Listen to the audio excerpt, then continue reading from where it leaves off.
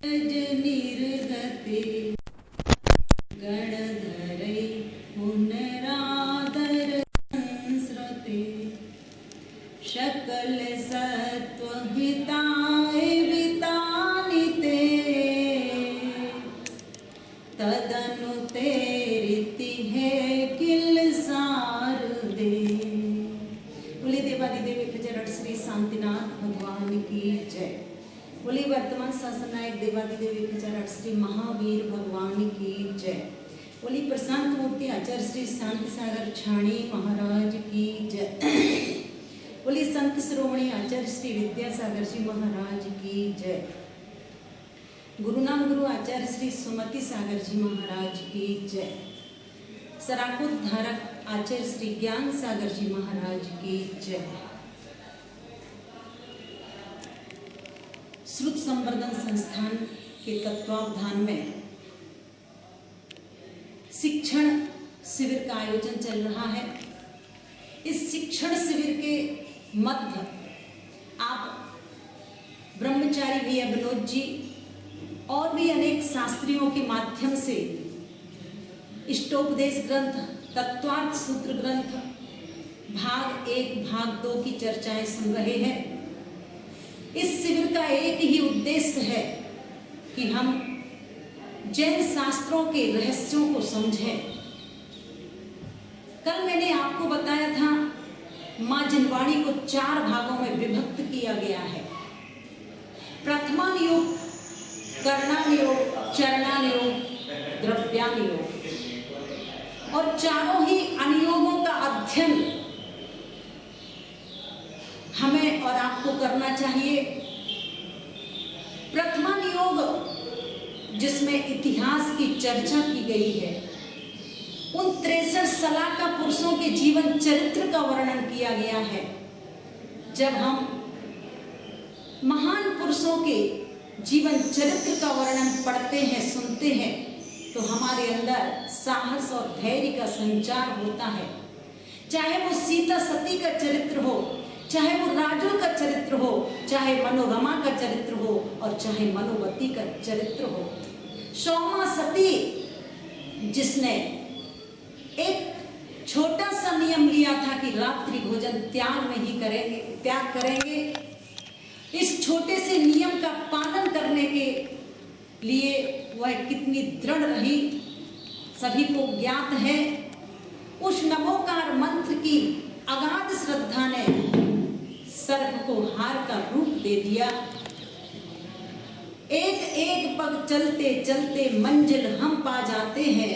छोटे छोटे नियम एक दिन बहुत बड़े हो जाते हैं। आज की युवा पीढ़ी यद्यपि नियमों से डरती है, और कुछ लोग तो इसी वजह से गुरुओं के पास नहीं जाते कि अगर गुरुओं के पास जाएंगे तो वह नियम दिलाएंगे। पर वास्तव में आज जिन नियमों से हम डर रहे हैं, वह नियम हमारे जीवन में विकास का कारण बनते हैं। हमारे गुरु महाराज बहुत वर्षों से कहते थे, बाहर की वस्तुओं का प्रयोग मत करो, फास्ट फूड मत खाइए, होटल का भोजन मत करो।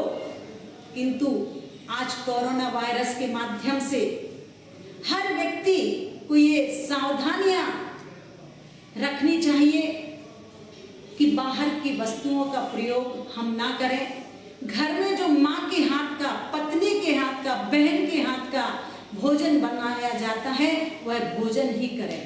शुद्ध साफ सुथरा भोजन करें, क्योंकि खान पान बिगड़ा कि खानदान बिगड़ा। हम अपनी लकीर से जितना हटते चले जा रहे हैं, उतना ही हमारे जीवन में अनेक बीमारियों का आगमन होता चला जा रहा है। इसलिए हमें अपने जीवन में खान पान की शुद्धि पर ध्यान देना चाहिए। चर्चा चल रही है कर्णान योग के ग्रंथों की तरफ। अगर आपसे कोई प्रथमान योग के 25 या 30 ग्रंथों के नाम पूछे तो घबराना नहीं। आप 24 तीर्थंकरों के नाम के पश्चात पुराण शब्द जोड़ देना। महापुरुष महापुरुषों के नाम के पश्चात चरित्र शब्द जोड़ देना, और पुराण और जितने भी चरित्र संबंधी ग्रंथ हैं ये सब प्रथमान योग के ग्रंथ कहलाते हैं। करणान योग, करण का मतलब होता है परिणाम, करण का मतलब होता है भाव। जिन ग्रंथों में भावों के उतार चढ़ाव की चर्चा की गई है, बहुत बार हम अपने भावों का भूगोल देखते हैं। कभी हमारे भाव बहुत अच्छे होते हैं, कभी हमारे भाव बहुत बुरे होते हैं, और जिंदगी की साधना का एक ही फल है, हमें अपने भावों को सुधारना है। क्योंकि आपने सुना है, भावना भाव नाशनी, भावना भाव वर्धनी। भाव सुधर जाएंगे तो भाव सुधर जाएगा, और भाव बिगड़ जाएंगे तो भाव बिगड़ जाएगा। हमें अगर अपना भाव सुधारना है तो अपने भावों की संभाल करना चाहिए। मात्र बाहर की वस्तुओं का संभाल तो हम हमेशा करते हैं, उस पर ध्यान देते हैं, पर हम अपने भावों की संभाल नहीं कर पाते हैं। इस श्रुत संवर्धन संस्कार शिक्षण शिविर के माध्यम से हम अपने भावों को संभालने का प्रयास करें। जिन ग्रंथों में लोक अलोक के विभाग की चर्चा की गई है, जिन ग्रंथों में षट कालों की चर्चा की गई है, चारों गतियों के दुखों की चर्चा की गई है, वो करणान योग के ग्रंथ कहलाते हैं। त्रिलोक सार, त्रिलोक पंडिती आदि आदि चरणान योग। जिन ग्रंथों में श्रावकों के आचरण की चर्चा की गई है, जिन ग्रंथों में श्रमणों अर्थात साधुओं के आचरण की चर्चा की गई है, वो ग्रंथ चरणान योग के ग्रंथ कहलाते हैं। हर गृहस्थ व्यक्ति को अपने जीवन में रत्न करंड श्राव का 4 ग्रंथ का स्वाध्याय अवश्य करना चाहिए। वह हमें जीवन जीने की शैली बताता है, कैसे चलना, कैसे बोलना, कैसे भोजन करना। प्रत्येक कार्य में हमें सावधानी रखना चाहिए, और जो व्यक्ति जितना अधिक सावधानी रखता है वह उतना ही अधिक कर्मों के बंध से छूटता चला जाता है, और जो व्यक्ति जितना अधिक अपने जीवन में प्रमाद रखता है वह व्यक्ति उतना ही अधिक कर्मों से बंधता चला जाता है। इसके अंतर्गत मूलाचार, आचार सार, रहन सार आदि आदि ग्रंथ आते हैं। द्रव्यान योग, जिन ग्रंथों में 7 तत्व, 9 पदार्थ, 6 द्रव्य, 5 अस्तिकाय एवं शुद्ध बुद्ध आत्मा की चर्चा की गई है, वो ग्रंथ द्रव्यान योग के ग्रंथ कहलाते हैं। समय सार, प्रवचन सार, नियम सार आदि आदि। प्रत्येक व्यक्ति को इन चारों अनुयोगों का अध्ययन करना चाहिए, और इन अनुयोगों के अध्ययन से हमारे अंदर विशुद्धि का विकास होता है, असंख्यात गुणी कर्मों की निर्जरा होती है। इसलिए प्रत्येक व्यक्ति को स्वाध्याय आवश्यक कर्तव्य का पालन करना चाहिए। इस शिक्षण शिविर के माध्यम से आपने सीखा है कि किस तरह प्रभु के दर्शन करना। हम जाते हैं भगवान के दरबार में, कहा गया है कि मुख्य गेट पर निस्सही निस्सही निस्सही शब्दों का प्रयोग करें। आखिर क्यों बोलते हैं निस्सही? उस समय जिस समय आप निस्सही बोलते हैं, आप अपने मन को मित्र बना करके मंदिर ले जाइए और मन से कहिए कि जितनी देर मैं मंदिर के अंदर रहूंगा, तुम किसी और तरह की फाइल मत खोलना, मात्र एक आत्मा की फाइल खोल करके बैठना। निस्सही निस्सही निस्सही आप कह तो देते हो, पर वास्तव में मंदिर में जाकर के हम जिस किसी की फाइल खोल करके बैठ जाते हैं, कभी बिजनेस की फाइल खोल लिया करते हैं, कभी रसोई घर की फाइल खोल लिया करते हैं, जबकि वास्तव में हमारे आचार्यों ने कहा है कि मंदिर के अंदर किसी और की फाइल नहीं, अपने आप की फाइल खोल करके बैठिए। हमने जो अपराध किए हैं, हमसे जो अपराध हुए हैं, उन अपराधों का शुद्धिकरण करने के लिए निंदा और गर्हा करना चाहिए, अपने किए हुए अपराधों की आलोचना करना चाहिए। तो निश्चित हर व्यक्ति अपने जीवन को साफ सुथरा कर सकता है। इस शिक्षण शिविर के माध्यम से आप कुछ भजन की पंक्तियां भी सीख सकते हैं। चूंकि आज छोटे छोटे बच्चों को अनेक गाने याद हैं, पर अगर उनसे पूछा जाए कि कुछ भजन की पंक्तियां सुनाइए तो वह नहीं सुना पाते हैं। दो घड़ी प्रभु से बात कर लो, मुलाकात कर लो। अरे दो घड़ी प्रभु से बात कर लो, मुलाकात कर लो। संसार से नाता तोड़ दो और अपना ठिकाना ढूंढ लो। दो घड़ी प्रभु से बात कर लो, मुलाकात कर लो। जीवन तो भैया एक रेल है, कभी पैसेंजर कभी मेल है। जीवन तो भैया एक रेल है, कभी पैसेंजर कभी मेल है। अच्छे कर्मों की टिकट कटा लेना, टीटी आए तो तुम दिखला देना। बिना टिकट तो सीधा जेल है, कभी पैसेंजर कभी मेल है। जीवन तो भैया एक रेल है, कभी पैसेंजर कभी मेल है। तो इस तरह से हमें सब कुछ सीखने का पुरुषार्थ करना है, तभी इस शिक्षण शिविर का आयोजन करना सफल सार्थक होगा। बोलिए श्री महावीर भगवान की जय। विशदात्म रूपम सूक्ष्मं स्वभाव परमं यदनंत वीर्यं कर्मोग कक्ष दहनं सुख सस्य बीजं वंदे सदा निरुपमं वरसिद्ध चक्रम। अहिंसा विश्व धर्म की जय। गुरुदेव आचार्य श्री सुमत सागर जी महाराज की जय।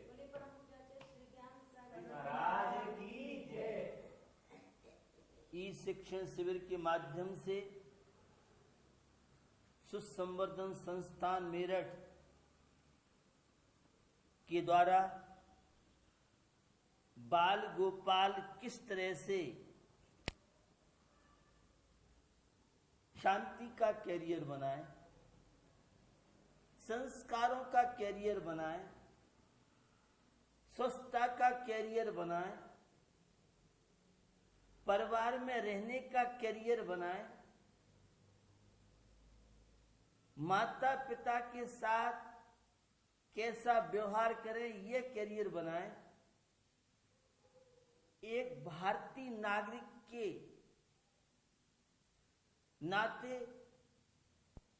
आपका कैसा करियर होना चाहिए, तो आपका नैतिक करियर होना चाहिए, संस्कारवान करियर होना चाहिए, नम्रता का करियर होना चाहिए, सभ्यता का करियर होना चाहिए। समाज के प्रति, परिवार के प्रति, स्वयं के प्रति और धर्म के प्रति आपका दायित्व है, कर्तव्य। इस शिक्षण शिविर के माध्यम से आप सीख रहे हैं, पंच परमेष्टि का परिचय आपको प्राप्त हुआ और यह प्रश्न जिज्ञासा छात्र छात्राओं के सामने विशेष आती है कि जो तीर्थंकर हुए इनकी विशेषता क्या रही। आपने अपने छात्र अध्यापकों के माध्यम से सुना भी होगा, तीर्थंकर जो हुआ करते हैं उनकी अनेकों विशेषता होती है। जन्म से 3 ज्ञान के धारी होते हैं, मति ज्ञान, सुत ज्ञान, अवध ज्ञान। जन्म के 10 अश्य होते हैं। आखिर में तीर्थंकर है। चाचा जवाहरलाल नेहरू देश के प्रधानमंत्री के कपड़े जब विदेश में धुलने जा सकते हैं, तो हमारे तीर्थंकर प्रभु 3 लोक के नाथ के कपड़ों की व्यवस्था, आभूषणों की व्यवस्था क्या है आपको मालूम है? तो आपको ज्ञात होगा, तीर्थंकर बालक कोई भी अपने माता पिता के आभूषणों को स्वीकार नहीं करते और वह अपनी माँ के हाथ का भोजन पसंद नहीं करते। उनके लिए सारी की सारी जो सुविधाएं हैं स्वर्गों से ही उनका भोजन आता है, स्वर्गों से ही उनकी आभूषण आते हैं। ये तीर्थंकर बालक की विशेषता है। ये कोई तीर्थंकर ऐसे ही नहीं हुए हैं, अभी तो उन्होंने संयम धारण नहीं किया है। उसके बाद भी उनके जीवन में विशेषता है। और जितने तीर्थंकर होते हैं ये भोजन तो करते हैं लेकिन रस ज्यादा बनता है न, लेट्रिन बाथरूम की कभी जीवन में बाधा नहीं होती है। यह तीर्थंकरों के शरीर की विशेषता है। आप सब जानते हैं संसार में बहुत जीव हैं और जैन दर्शन में शॉर्ट हैंड हमारे आचार्य भगवंतों ने बहुत पहले अपनाया। यह संसार क्या है? तो दो तरह के जीव हैं, एक संसारी जीव, एक मुक्त जीव।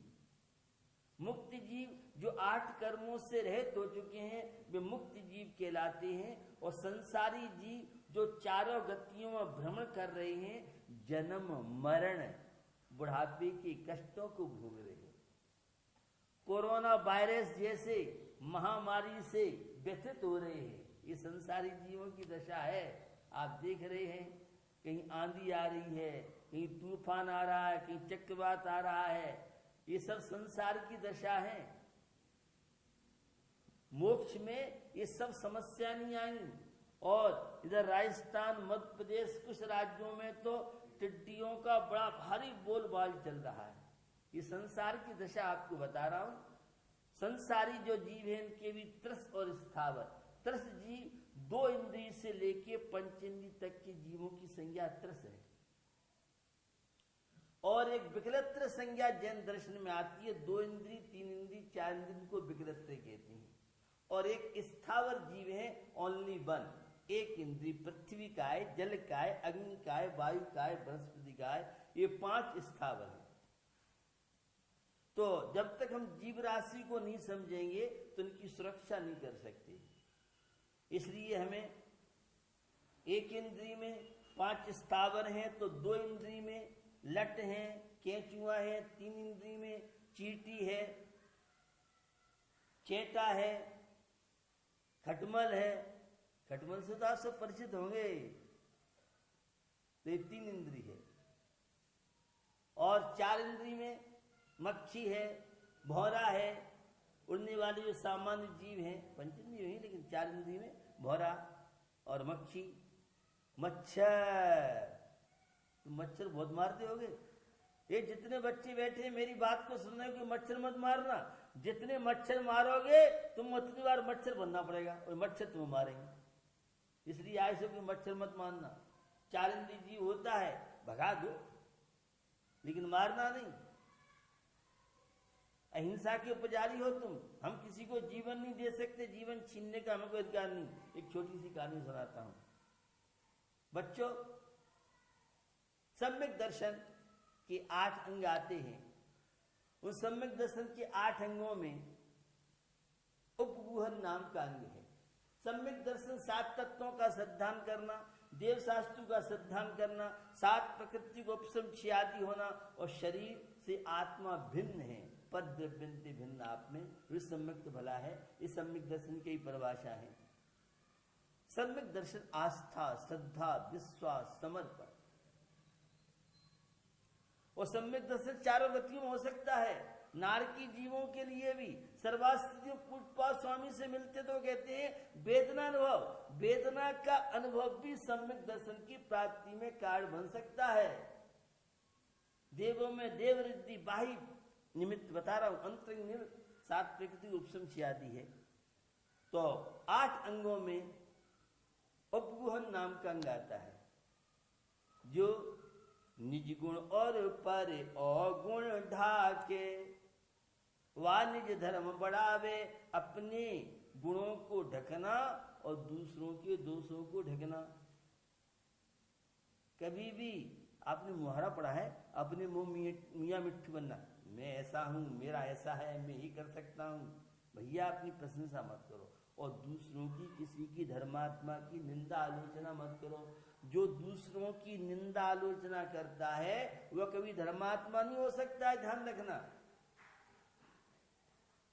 क्योंकि नीच गोत्र का असर दूसरे गुण स्थान में होता है, और जो दूसरी निंदा करते हैं, निंदा सुनते हैं, वे नीच गोत्र का आश्रय करते हैं। कर्णानुयोग की बात कर रहा हूं, सम्यक दर्शन को नापने का थर्मामीटर।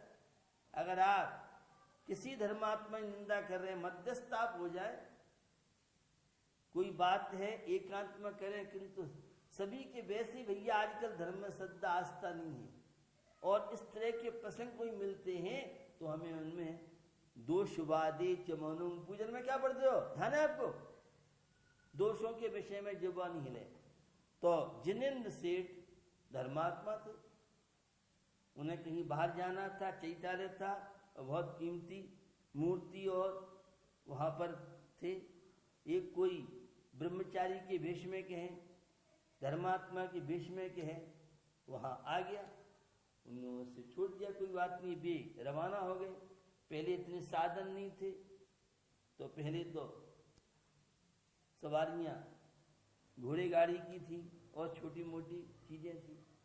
सेठ जी एक पड़ाव में पहुंचे और उसी दिन वो धर्मात्मा के वेश को धारण करने वाला वो मूर्ति को लेके, मूर्ति बहुत कीमती थी, उसकी भावना खराब हो गई और वो मूर्ति लेके दौड़ा, पीछे से सैनिक दौड़े और जाके सेठ जी के पड़ाव जहां था वहां पहुंच गया और कहा ये मूर्ति में ले आया हूं। पीछे सैनिकों ने पूछा, सिपाही पुलिस वालों ने, क्या बात है, क्योंकि क्या बात है, ऐसा मूर्ति जाके ले आए, ये हीरे जवाहरात ले आए। कोई बात नहीं, मैंने मंगाए थे। वे सब चले गए और फिर बाद में समझाते, भैया तेरे को ये काम करना, हमसे तू कहता, तेने धर्मात्मा के भेष में आकर के और ऐसा काम किया, कितने लोगों के अंदर अश्रद्धा बनेगी और कितने लोगों में धर्मात्माओं के प्रति, इस कलयुग में धर्म के प्रति श्रद्धा आस्था बनाना बहुत मुश्किल है भैया। धर्म के प्रति श्रद्धा तो बहुत जल्दी डिगती है, आस्था बनाना कठिन है। तो हमें भी जिनेंद्र भक्त जैसा उपगूहन अंग में जो प्रसिद्ध हुए हैं, तो यह है सम्यक दर्शन का प्रसंग आपने सुना है। कल मैं निश्चय ने व्यवहार ने की आपसे बात की थी, निश्चय सम्यक दर्शन, व्यवहार सम्यक दर्शन और निश्चय सम्यक दर्शन है, व्यवहार सम्यक दर्शन है। हमें इसमें तालमेल बिठाना चाहिए। बिना व्यवहार सम्यक दर्शन निश्चय सम्यक दर्शन नहीं होगा। और उस सम्यक दर्शन के 8 अंग का पालन जरूरी है। आचार्य समंत भद्र स्वामी रत्न साहब जहाँ कहते हैं, नांगहीन मरम क्षेत्रम दर्शन जन्म संचितम। जो अंगहीन होता है वह कभी भी संसार का उच्छेद नहीं कर सकता है। 8 अंग की आवश्यकता सम्यक दृष्टि की जो होती है, तो आप भी अपने जीवन में निशंकित अंग है, निकांक्षित अंग है। बिना व्यवहार सम्यक दर्शन के निश्चय सम्यक दर्शन नहीं हो सकता है, मैंने आपको बताया है। और सराग सम्यक दर्शन, वीतराग सम्यक दर्शन, सम्यक दर्शन के उपसम, छायक, क्षयोपसम। अगर आप ज्यादा गहराई में जाना चाहें तो सम्यक दर्शन छायक वर्तमान में होता नहीं है, केवली और शुद्ध केवली के पाद मूल में होता है। निमित्त की महत्ता देखिए, हर आत्मा के अंदर उपादान की योग्यता मौजूद है, लेकिन छायक सम्यक दर्शन भरत इरावत क्षेत्र में आजकल नहीं होगा, क्योंकि केवली और शुद्ध केवली के पाद मूल में ही होता है, छायक होगा नहीं। उपसम का काल जगन्य काल अंतर्मुहूर्त, उत्कृष्ट काल अंतर्मुहूर्त। और वर्तमान में जो उपसम सम्यक होगा, एक बार होने के बाद पल्लिका संख्यात विभाग का अंतराल पड़ता है, तो एक बार उपसम सम्यक दर्शन होगा, दूसरी बार जीवन में नहीं होने वाला है। अब आप क्षयोपसम लीजिए।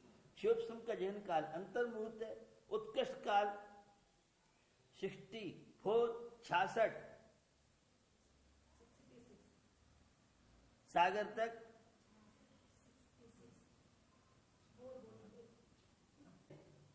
शुभ सम सम्यक दर्शन है, उसका काल, उसका उत्कृष्ट काल है वह 64 समय उसका है। और धवलाकार वीरसेन स्वामी से मिले तो अंतर्मुख के लिए मिश्र गुणस्थान में आकर के पुनः वह 66 सागर तक रह सकता है। ये धवला की विशेषताएं। तो भैया केवल शिव सम रह गया है, तो विशुद्धि बढ़ाइए। शरीर अलग है, आत्मा अलग है, और सम्यक दर्शन की 8 अंग। निश्चय सम्यक दर्शन सहज साध्य है, व्यवहार सम्यक दर्शन प्रयत्न साध्य है। तो सम्यक दृष्टि बन के अपने जीवन को उन्नतशील महान बनाइए। तो यह है जो शिक्षण शिविर चल रहा है, इस शिक्षण शिविर की मेरी आवाज़ जहाँ जहाँ पहुँच रही है आप सबको प्रेरित करें, और इस शिक्षण शिविर का बाल गोपाल बच्चे सब लाभ लेकर के और सुतक ज्ञान के माध्यम से आप अपने जीवन में सुख और शांति प्राप्त करें। इसी पर भावना के साथ अहिंसा विश्व